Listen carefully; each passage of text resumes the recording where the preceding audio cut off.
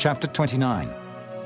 Moreover, Job continued his parable and said, Oh, that I were as in months past, as in the days when God preserved me, when his candle shined upon my head, and when by his light I walked through darkness, as I was in the days of my youth, when the secret of God was upon my tabernacle, when the Almighty was yet with me, when my children were about me, when I washed my steps with butter, and the rock poured me out rivers of oil, when I went out to the gate through the city, when I prepared my seat in the street. The young men saw me and hid themselves, and the aged arose and stood up. The princes refrained talking and laid their hand on their mouth. The nobles held their peace, and their tongue cleaved to the roof of their mouth. When the ear heard me, then it blessed me.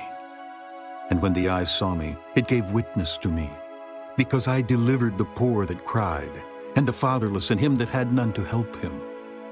The blessing of him that was ready to perish came upon me, and I caused the widow's heart to sing for joy. I put on righteousness, and it clothed me.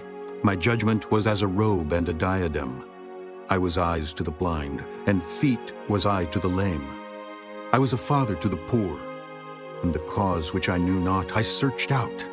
And I brake the jaws of the wicked, and plucked the spoil out of his teeth. Then I said, I shall die in my nest, and I shall multiply my days as the sand.